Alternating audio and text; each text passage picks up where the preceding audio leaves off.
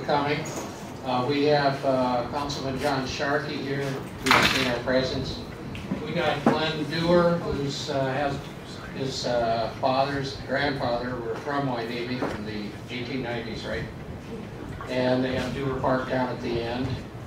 We have Professor Fleischman here, Judy, Dr. Bob Allison and his wife Heidi. And we have Eileen Tracy, a volunteer, Beverly Kelly, Rose Booge, and let's see, Perna Pie, Cindy O'Brien, Roberta. God, how to get in the doghouse quick for getting Roberta. Johnny Adamson. So today we have Dr. Jim Campos going to speak on citrus labels in Ventura County. And Dr. Campos has his doctorate in educational psychology from Santa Barbara. And I've been looking forward to this one for a year. So we'll let Dr. Jim take over. All right. Thank you, Larry. Okay, since we've got a Port Hueneme original, you might be able to help me out. I was asked, one of the first questions I was asked when I was asked to come here was if I had seen the building behind this one, because it has some labels on it. It actually puzzles me just a little bit, because you have Limonera labels on the on that building. They're not from Hueneme, they're from Santa Clara. And Limonera is pretty close to being one of the first of the citrus growers that did really, really well. And so when you look at those labels, you might think that these things go all the way back to 1870, 1880, because Limonera and Blanchard, I'm forgetting Nathan Blanchard, they're the ones that originated the industry in this area over there in Santa Paula. So they do have some significance for being on that building, but they don't have anything to do with Port Hueneme or Oxnard. In Oxnard, I'm going to start this presentation a little differently than I usually do, and I'm going to take you through a little pictorial of some of the labels that I believe are common to your area, and then I'll actually start the show that I normally do. So, I'm going to start by showing a couple of labels, the creme de la creme labels from Oxnard, and I think they point directly to Hueneme. I'm told, well, you guys had the Oxnard Citrus Association packing house out here next to you up here, or nearby anyways, but it was right here, so you can walk over to the area. Anyways, these labels, let's see if this works. Down arrow. What do we do wrong here this time? What happened, Bernard?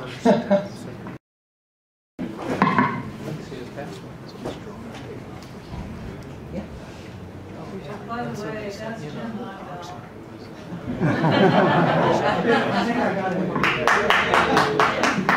Sorry about it. Oh, I know. Anyways, these labels here, and I'm going to move around, Bernard, obviously, are mini posters. They got popular around 1885 when the Atchison, Topeka, Santa Fe Railroad finally linked Southern California to the rest of the United States. And the growers immediately knew they needed some way to distinguish their fruit from their competitors' fruit. And so they came up with the idea of putting these labels, these citrus labels, these mini posters on them. About a decade before 1885, the Wolfskill family had sent a shipment of oranges to St. Louis in 1877, actually, so about 8 years before. And it took about a month for the fruit to get there, and when the oranges arrived, it was a smash hit, it was a sellout, and so the growers here knew there was something pretty special about sending our oranges from California to parts of the other parts of the United States. Florida had been the initial area which was selling the oranges back east, but all of a sudden California was in the game, and California's oranges, I think, were preferable. Anyways, when they came up with these labels, they standardized them almost immediately. Initially, okay, we got something here. And we've recovered from the shutdown. Okay, we'll let it keep going. They started out actually by just stenciling the boxes. So when they sent the first shipment out to St. Louis, they had probably something that just said Wolfsfield Farms that was stenciled right onto the box. But they switched in the 1880s as they began to see that they were going to be able to move these things and they were going to sell. And they went to these little circles, which they stenciled right into the middle, and then I think they, not stenciled, they pasted on, and then they had probably stenciling of the company, like, let's say, Limonera or Blanchard or something, and then this little round thing that was there. That lasted a very, very short while. Almost immediately, they went to these types of labels, and they standardized immediately, so that if you find a label from 1885, 1890, and it's an orange label, it's going to be a 10 by 11 inch label, mini poster. If it's the lemon, the oranges were in taller boxes like this one, or the oranges were, and the lemons were in flatter boxes. And so the lemons were standardized at 12.5 by 8.5 inches. So, you find a label from way back then, it's going to look the same size as the ones that finished the era in about 1955. Okay? All right. And these labels are highly coded, as we'll see if we ever get this thing up and going. Where do we go from here, Brent? The best prize winner. Yes. Blue. What do you think you're getting when you usually buy a label, rather an orange or a lemon, out of a box that had a blue label? You're getting the highest quality lemon or orange. Okay. See? Can I ask you a question? Yeah. I'm old enough to remember those. They were glued on the box. Yes, they get glued. How did you get them up? Because what I'm seeing here. Okay, yes. These are what the hobby has. The collectors collect labels that were never put on a box. You couldn't get them off. I tried. Actually, you can.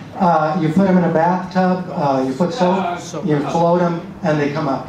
But I thought I brought, some people actually collect heads. I thought I brought one. Yeah, I thought I brought one. But anyways, they cut them off like this, and then they just keep them on the heads. And some people actually have collections of these things, heads. They're not very expensive. You can get some really, really rare ones because collectors really don't want to have the ones off the heads. So that's one way. If you want to be in the collector's hobby and you don't want to spend a ton of money and you want to get some really, really old ones, go for heads. The only thing is trying to store them and keep them can be pretty tricky. Anyways, okay, so we got Blue Circle here, which is top quality for this company, which was McDermott Fruit Company. This is their Red Ribbon, second prize, quality label. And at a county fair, white is your third prize. White does not translate very well on a label. So they would substitute green or yellow with their labels. Now, this is this isn't supposed to be really part of the show, but I love what C.D. Hubbard did in Carpinteria, which is my home city. I'm born and raised in Carpinteria. My parents worked in the lemon packing houses. My dad picked the lemons. My mom was one of the people that would put them on the boxes. Or actually clean the lemons, make sure they're the right size, that kind of thing, and then put them in the boxes. Anyways, C.D. Hubbard, I think, was really a pretty brilliant guy. He created his top brand as Happy. He wanted you to be happy when you bought his fruit. And there's the blue. This is his top quality one. It's got the Sunkist logo, which is also telling you that it's top notch. And anyway, so there is his first prize lemon. All right, the second prize was a red smile. Again, and everything was happy, smile, joy. I mean, it was a... Anyway, so there's your red, and there's a red ball, which is another clue. If you see a label that might be black, green, or whatever, if it has the red ball, it's second quality. And then, like I said, C.D. was a smart guy, a real salesman. His third quality was actually joy, of which I have never seen. So that's a lost label. It probably looks just like the Happy with a smiling lemon on it. The smile label also had a happy smiling lemon on them, and I'm not sure if I have pictures of that. But he liked going with these cartoony lemons. So I'm sure the Joy also did. I don't know if it was a green label or a yellow one, but he quickly changed it, and that's why the Joy, none of us can find it. And he changed it to this. Isn't this cool? That's actually his son Lester from about 1903 and 1906, although this is the 1920s label. And the reason he did it this way is that if you had standard quality, it's actually, it's below the top notch and it's below the second tier, right? So you still got to sell these. The lemons or oranges that were perhaps colored a little differently, or they had blemishes on them, they still had to sell them. They still tasted good. So he put this killer looking image on the worst quality fruit. Good way to sell it, you know? So what I've learned as a collector is sometimes the very best labels of all are of the standard quality fruit, because they were still trying to sell them, and they had to sell them with an image that was very appealing. Okay, on to the show. Okay, I wanted to start by giving you a little walkthrough of some of the packing houses that are closer to your area here. And your big claim to fame with at least with the labels, is the Oxnard Citrus Association. These two labels here, especially the girl on the right side, which we have right behind me here, this is the top collector label from this area. If you've got this one in your collection, you're pretty lucky, because they are really rare, and you got to pay a lot for them. What's a lot? This one probably, I'm going to say, is about a $3,000 label. Okay. Hmm? Oh yeah, somebody blew this up and they put it on. No. I found this at a flea market. Somebody obviously also thought it was wonderful and decided to make it big and thought they could sell it. I ended up buying 2 of them. I don't know what I did with the other one. I probably gave it to a museum or something. But this hangs on one of our walls because we just think it's wonderful. What's curious to me about California labels is that what is, one of the biggest selling points of California? It's the ocean, it's the beach. As far as I know, these are the only 2 labels that actually have a beach scene with people on them. And anyways, you're the proud owners of these 2 labels. I just don't get it. because the labels were selling the California lifestyle, as you'll see as we go through this. But these are the only two that have people on the beach. One of the things that we love doing the most if we are Californians. Okay, here's some more from your area. No, don't do this again. Really? Your monitor power saver's not going to get off every time, so after your 10 minutes is up, it knocks it up. It doesn't like it, huh? Oh, there. There we go. Okay, well maybe I'll stick with this. Okay, here we are with some more from the Oxnard Citrus Association. And Las Posas, of course, is one of your roadways that brings you in. And the one on the left, Oxnard, you have that one also in lemon, but here you've got it in orange. And one of the things, lemons grow best near the coast. They like the salty air. And there's no freezing, and so lemons are great along the coast. Santa Barbara, Goleta, Carpinteria, obviously, Ventura, Oxnard, all the way up to San Diego, you've got lemons. The oranges like the mountainsides better. And so I guess Las Posas Roads goes way back into Camarillo, and so you've got your areas back there. So that's why we've got this orange label here. Okay? Both of these are very, very rare too.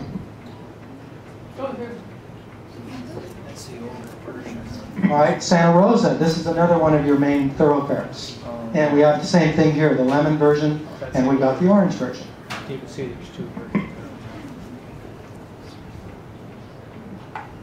Okay, then the next I think I've seen these labels over on Sunkist Road or something, so I have a feeling that Ventura Pacific must have been close to you guys here too. And they also have this kind of nautical kind of a thing with the mermaid and the Pacific Maid. The Pacific Maid particularly, I think, is one of the best label images of all.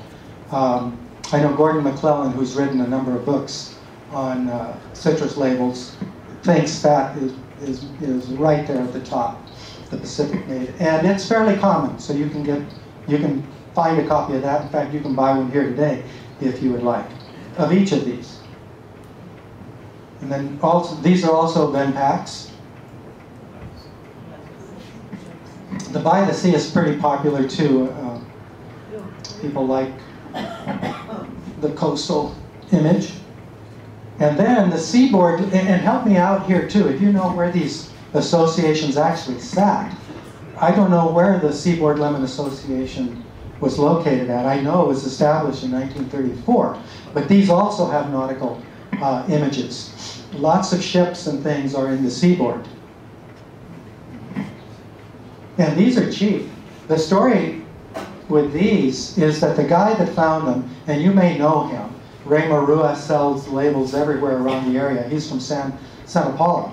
But when he was young, in high school, a young man, he used to get in trouble. I'm not, saying anything that he wouldn't say about himself. But he was in trouble a lot. And he was assigned as part of, I guess, one of his assignments for being in trouble, of going to the junkyards and burning the labels. They would throw the bundles, and he would have to get a pitchfork, toss them up, and then they would burn them to get rid of them. Because it was the 50s. In the 50s, they didn't need these anymore, and they were stocked with them all over the packing houses. They had to get rid of them. He thought they were so beautiful that he couldn't bring himself to burn them. And I believe that this is part of that. And that's why there are so many of these that exist. You can usually get these for $10 or $15. And they're as pretty as any label you can find. Here's some more. The one that must have escaped Ray's eye, or he just didn't see it, was the yacht. Because the yacht is, you'd never see it. I've only seen one copy ever of that label. It's very interesting with the purple. I like it. Okay, then The Santa Clara Lemon Association, how is Santa Clara related to you guys? There's a high school, Santa Clara High. That was the rancho. What is it? That was the rancho. And where was it? So basically from this side of the river to the mountains. Mm-hmm. So this one also is related to you here? Where the Oxnard plant. Okay. Santa Clara. Okay, that makes sense. So the Santa Clara Lemon Association, and there you go, Point Magu. This is 1948, and it's one of the best series I think that exists. These are very rare too. Even though they're 1948, you'd think that they would have escaped, you know, the destroyer of labels, but they didn't. And so if you have any of these Santa Clara labels, you know, you've got real rare pieces. They all were related to freeways, because freeways were being built, you know, in the late 40s, 50s. And so I guess they found a fascination with them. And so there's about 6 or 7 of these labels, all of them related to the freeway system. They look like those Hot Wheels, don't they? The little cars.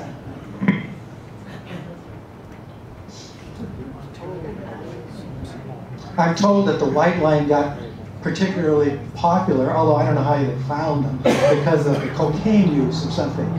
You know, white line. And then a couple of other coastal ones. You've got Campos out here that you can see, coastal. And another real early one was the George C. Power. This was established in 1919. This is off a head. Yeah, I own that head. That's the only way I have that particular label. That's a tough one to get. Let's see. What was I going to say about George C. Power?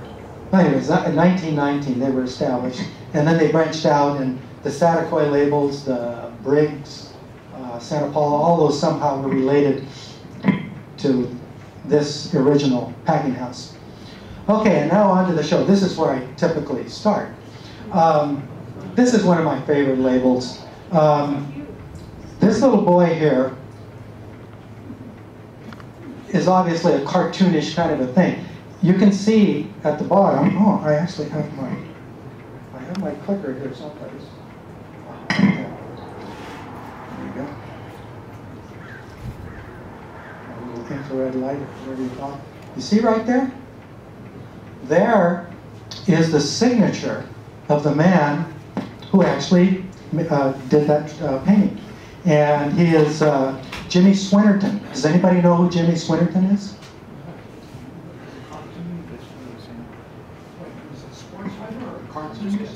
He was a cartoonist. Yes, he was. He started, Jimmy Swinnerton is arguably the first comic strip writer,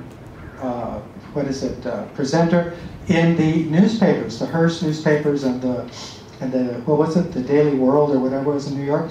I can't remember which one of the newspapers he worked for, but he is arguably has the claim of the father of comic strips. Usually, Robert Occult is the one that is given that claim because he made the Yellow Kid. Does anybody remember the Yellow Kid? The Yellow Kid was a boy that lived in the slums. I'm sorry, go ahead. Yeah, it's considered the first comic strip.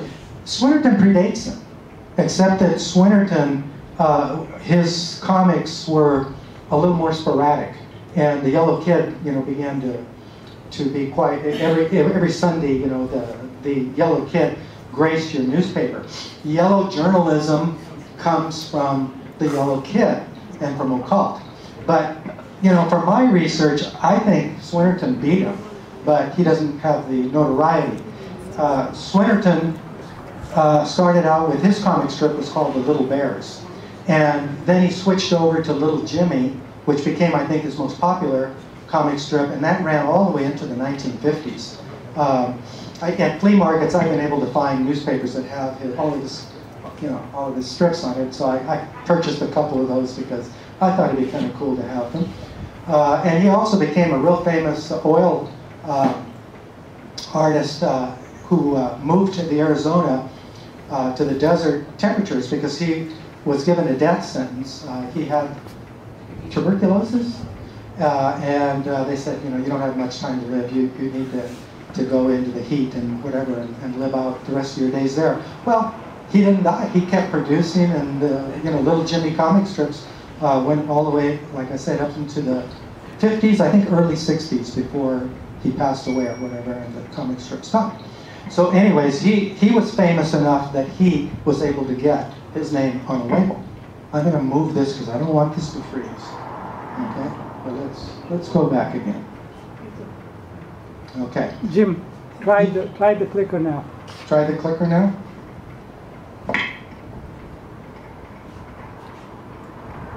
Ah, we're good. All right. Okay. So anyway, so he became very famous as a landscape oil portraiter. And I'm told, I have not visited, but at Nordhoff Elementary School, if they have it, or maybe at Nordhoff High, I'm told that in the library they've got a great big portrait of Swinnerton that is there. Okay, so that's Swinnerton. And, you know, I'll say it here at this point. Labels typically do not have artist signatures on them. You won't find them. There are only 3 that I can think of that actually have the artists, and in each case they were big-time artists. The studios that made the artwork and the graphics and did all of that did not want the names of the artists on the labels. They were selling the product. They were not selling the art of the man or the woman. And so they wouldn't put them there. Secondly, the artists, despite the fact that some of them are just fantastic at what they did, they didn't want anybody to know that they were doing these. So they were embarrassed by this kind of work, you know, for their gifts. And so you don't see the artists' names on them. And we know very few of the artists who did this work. Okay, so what is it? I think we've already kind of gone through this, but it's a mini-sized poster. It was used to sell the fruit from the mid-1800s to the 1950s. Okay, there's my mom. 19, I'm going to say 46 or 7. That's her in front. And anyways, this is, you know, how they did it. They packed the lemons. They would wrap them to protect them. And somebody would slap on the mini poster onto the side and paste it. Yep. This one. There we go.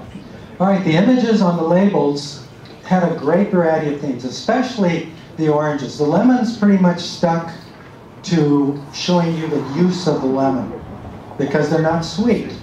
You know, you can make lemonade out of them, but you don't typically eat a lemon.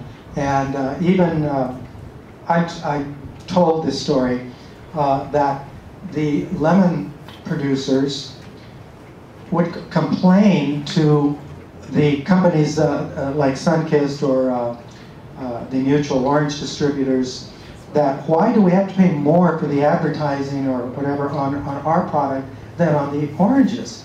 And the answer was, you ever tried to sell a lemon? And of course they were selling lemons. So they apparently had to pay more for their advertising. Anyways, so there's not as great a variety of themes on the lemons. It's the use of the lemon or coastal kinds of images. Okay? But the oranges, they run the gamut. You name it, and there is a label image on these orange labels. The early ones, of course, had to persuade the person buying the product to buy the product with the pictures they presented. So they picked out really cool images. I guess, you know, a male was expected to pick out an orange from one of these 2 labels. But pretty soon they found out it was the women that were actually doing the buying, so they had to kind of change things around a little bit. But the competition to buy your product was off of the label slapped onto the box. So the best art in the marketplace wins, and this is called the naturalistic era from the 1880s to about the 1920s. Yes?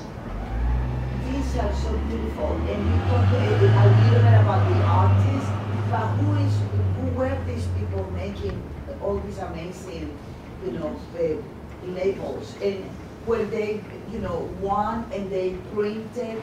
Mm-hmm. How did they do that? Because they were mass producing, correct? Actually, I don't know if you would consider making a label off of a stone litho process, mass producing, because they had to make them one at a time. These are, I'm not sure if I've got another slide here that gets into the lithography, but I'll do it now as you're looking at these. To make something like that coral there on the side, look at all the colors they're using, and of course, they're working off of the spectrum. And how many colors are in the spectrum gallery? 3. Red, yellow, blue. Red, yellow, blue. So the artists would stencil their work like this on these big stones, and they were really heavy. And so they would print out, or rather they would make their art on the stones, drawing it on the stones, making all these little dots that were going to catch the grease or the colors, and they would do it one color at a time. And so if they were going to get to the purples and the greens and all the other things, it was a yellow. Let's say yellow went through first, and then you shot it through again, and now the blue had to go through, and now you had the green wherever you were matching those little spots that they were putting on these stones as they went through. So it's hard to imagine how they were able to do this on those great big heavy stones and running papers through it. So I don't think they could have had great print runs, in the early days. These labels, of course, are really, really rare. I only know of one or so of that coral that exists today. Now, beautiful art aided by the lithography of the area, the stone litho printing, and they see some more of that type. The socio-cultural trends of the era were highlighted on these labels. And again, as we said, they're selling California. The second gold rush in California was the orange. Okay? So 1848, 1849, the 49ers, the gold. Again, the only people that get rich are the people that are selling things to the gold miners, right? In fact, let's go back. I was talking about William Wolfskill earlier. William Wolfskill, who bought up the LA civic area and created his Wolfskill farms there, sold lemons at $1 a piece to the miners so that they could stay well. Guy made a fortune keeping scurvy away from the miners. Wolfskill, I love the story of Wolfskill, so I can't let it go. I'm going to tell you about Wolfskill. But then again, I don't want this thing to freeze either, so I'm going to move it around. Go back. Wolfskill was a fur trader.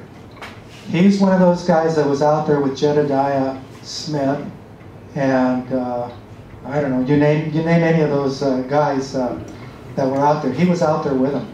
He was one of the guys that didn't end up on a Comanche lance or got in a fight with a grizzly bear or died out there. He made a fortune on the beaver.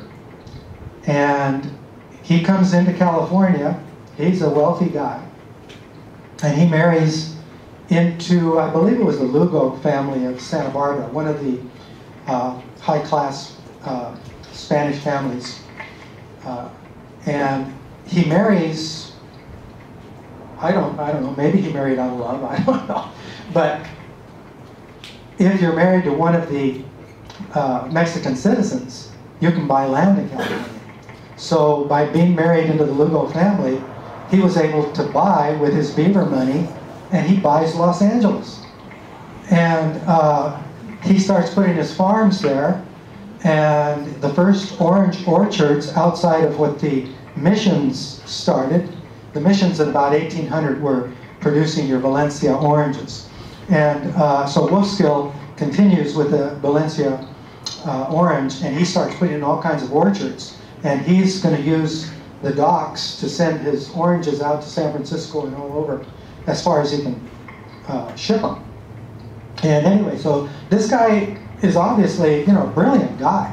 And I think every school kid should know about William Wolfskill, but they don't. We don't teach it. And then, of course, the gold fields open up, and he makes another fortune selling lemons and oranges to the miners.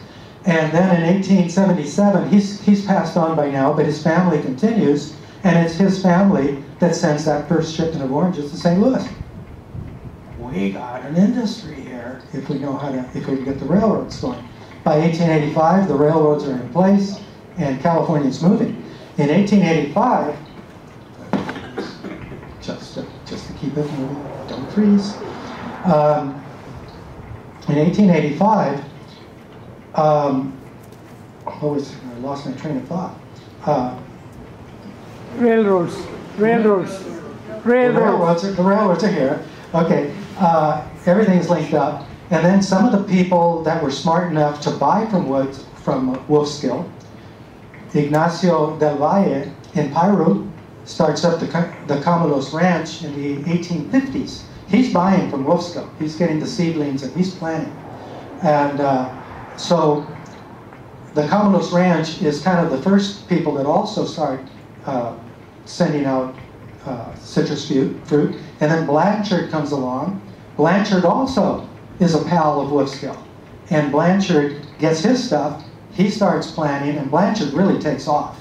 And then he brings in a couple of partners, Teague and McKevitt, and a couple of other guys whose names are going to escape me. And they start up Limonera. And Limonera is really, really big.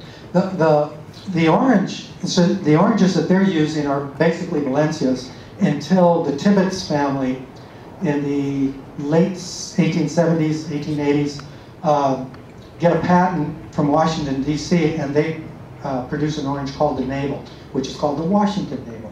And so what happens there is that you have an orange industry year-round. I believe the Valencia is your summer orange, and I think the Navel is your winter orange. And so you sell it year-round, and the orange business is really, really strong. What the railroad does, that's why it takes me a while, I really meander, but I get there. But the railroads did. They could see what's happening here. And so they start selling one-way tickets from wherever you live in the United States to come to California and participate in growing oranges or produce or something. California's a nice place to be, come on over. And so one-way ticket, you get here and then you make of yourself whatever is going to happen. $1 one way to California. So they give it away. Come on over. And those people, of course, never leave. If they want to go back home, they got to pay the right rate. Here's probably your first Del Valle label. The one that is very well known is the Homa Ramona, which we have some for sale there too. And the Tournament of Roses. That's another one of the sales point to coming to California. You guys are freezing your butts off in January. Hey, we've got a rose parade going. Come on over. Anyways, I'm not sure if I have the label of, I hope I do on this program. Let's see. Not yet. There's a great, great label, and hopefully it'll turn up. But it's a picture of Uncle Sam in all his regalia, red, white, blue. He looks very regal, and he's holding a branch of oranges. And the label, the title of the label is "I Grow These Myself in California." You can too. Come over. This is one of my favorite labels. I don't have it in our collection. I wish I did. It's one of it's one of the ones that I have yet to finish off my Ventura collection.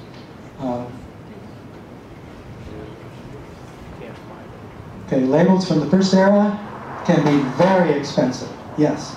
And if you look over here, this, one of the holy grails is I grow these myself in California, except that those exist in a reasonably good number, maybe a dozen of them exist, something like that, which is pretty good in the collector field. And they do get moved every once in a while. But a label like this one here, can you see that one? Crack shot. This one, you know, there's maybe 4 or 5 of these that exist. And so this is probably the holy grail one. If you got this one in your collection, you're pretty darn lucky. And I think maybe one of those is sold for about $10,000. That's about the high water mark of the labels. But anyways, the labels from this naturalistic period, these are your really expensive ones. Okay, 1915. This is great. Isn't that wonderful? Oranges up to around this time period, around 1950, were delicacies. You ate oranges. You peeled them and ate them. You did not drink oranges. Okay? And they were delicacies. They were expensive. In 1915, around this point, around World War I time, people are beginning, or scientists, somebody is beginning to think of oranges as being very healthy, a very healthy thing to eat. Vitamin C has not yet been established. That doesn't happen until the 1930s or so. But there's already a clue that oranges are good for you. And so they start, the advertising era of citrus starts. So that naturalistic period goes out the window, and the next generation of labels that comes along is all selling the benefits of the fruit. This one in particular is fantastic because, I mean, that's a pretty, I think, risque kind of nightcap. They're not having alcohol before they hit the sack. They're having a glass of orange juice.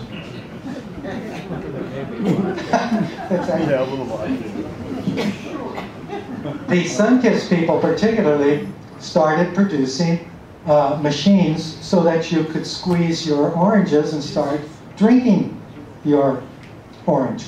I love this one here with a little boy at some sort of a fancy restaurant, it would appear, and you know, there's the orange there that he's bringing, but look right here. There's an orange bottle that the people are drinking. In a champagne bucket, yeah. Yeah, in a champagne bucket, exactly. Okay, here, and there's the little girl. This is another one of the really great images. The Campos Citrus Association, they're all selling the vitality of the fruit. The advertising era. There's our little boy, Lester Hubbard. He was a hellion. He grew up to be, but cute little boy. Tesoro, the pinup era. And Label's new message is that it's a healthy lifestyle. And it coincides, too, in lithography with the aluminum press. The stone litho finally goes out, and they come up with a process that's not so heavy. So now they're on these aluminum plates, and they still run the sheets through. And I think now there's a facility to the mixing the colors and things. The only thing is that in the aluminum press era, the labels have a flatter look. If you look closely at any of the labels from the stone litho era, they almost have a 3D look to them because it's those little pixely things. What is it? The Texture of the stone. Yeah, what do you call it? Well, they were punching, making little holes in the stones. And anyways, so the color just looks like it just pops right up. Okay, so the advertising era, that is a funny one, isn't it? Is a highly collectible era, but it's not as expensive as the first era prices. Still pretty expensive. This is aluminum press here, and this is about 3,000, so they can still get up there. Okay, the importance of brand name comes up next. This is the third era. And so from about 35 to 55, and probably to today, if they were still doing it, brand name becomes very important. So now, not as much picture, big giant quality. We've got a quality item for you if you buy this.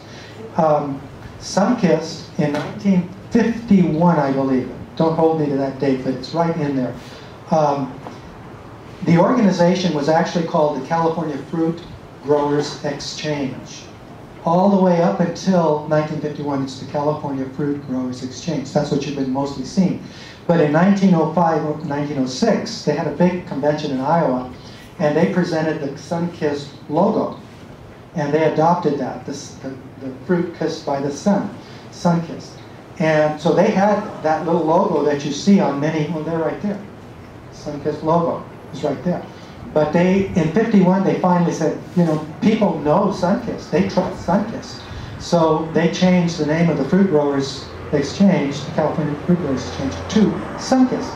And so the official name change wasn't until the 50s. It all had to do with brand identification. So now look at the names here. A good one. The one with system, I don't quite understand it unless, you know, it's part of a system in your diet, you know, that this should be a part of it. Otherwise, I don't really understand that title, but, and there we go, Sunkist. Look at these. As you can tell, this type of label isn't very expensive. So the 1935 to 55 labels, of which you're going to find more of them. You're getting to a point in time where they would have survived a little bit better. And, but the fact is that, you know, they're not very pretty, so the prices are never very high on these.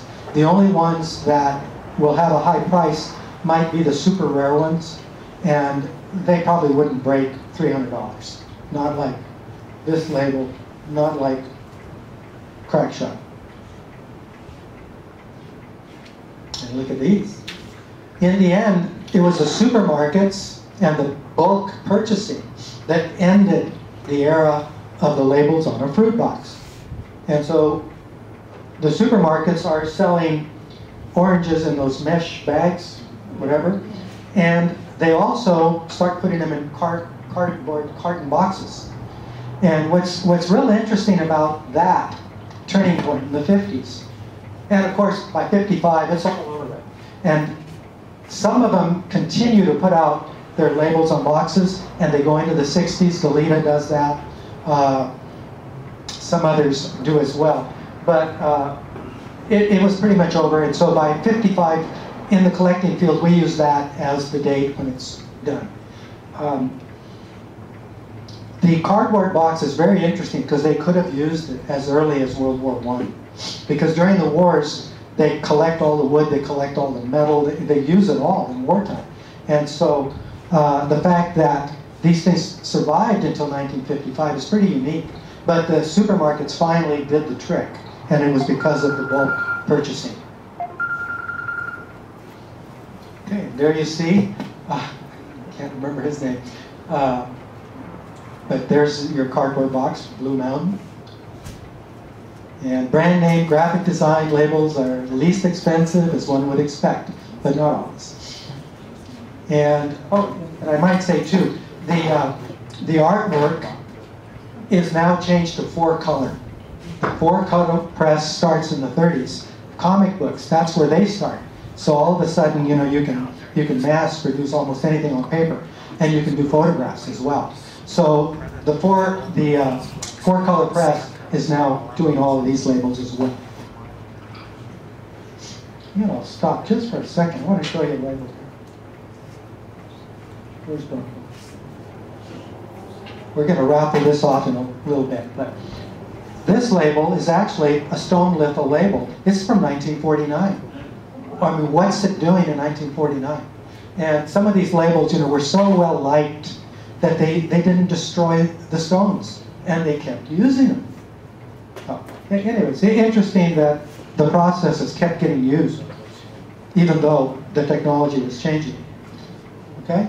So today, labels, their domain is museums. Hardcore collectors go to conventions like these people, and you can find them in flea markets, and these are your places here. The internet. You can find real rare stuff on the internet. If you want to buy what you like, if you buy what you like, you'll enjoy collecting labels. There are some caveats.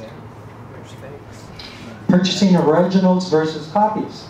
You've got to be, you do have to kind of know how to look at these labels, otherwise, yeah, you might get a fraud. And the best way to do it, if you don't trust the seller, is to have them take it out and just smell the paper. If you smell the paper, you can smell the age, And there'll be a little bit of a browning on the backs of them. They won't be that real clear white. So recognize them. Is it rare versus common labels? There are about 400 labels which I consider common, that have survived, common. And so these are the ones that you're going to find for $10 or around that price range. After that, there's another couple of hundred that I categorize as kind of uncommon. It's because they probably number somewhere from 100 to 500. And so those will be a little pricier if they're the pretty ones. But there's still enough of those that you can find them. And then after that, everything after that is rare. I have a website that I'll give you a card so that you can go have some fun on the internet. And I, along with a guy in Germany, I have never met the man. We communicate via the internet, but together we have put this website up on the net. It's called the Citrus Label Gallery. We have almost 6,500 labels up alphabetically, so if you want to look at the B's, you can look at the labels from the B's. If you want the D's, the D's. If you want to find stuff from Ventura, you can just, on the search box, with each letter, we can't do the whole 6,500 at a time, but we can do them by the alphabetical letter. So if you want to find everything from Ventura under the A's, just put in the search box Ventura, and then all the Ventura labels will come up. Okay? So anyway, so we created that website. And the point is, if you think of it, 6,500 labels up there, about 500 to 600 of them are common or uncommon. That means that everything else, 6,000 rare to ultra rare labels. And that's where you get all these labels that you haven't seen. You say, where'd those come from? Here's, enjoy the hunt. And is that it? We just, okay.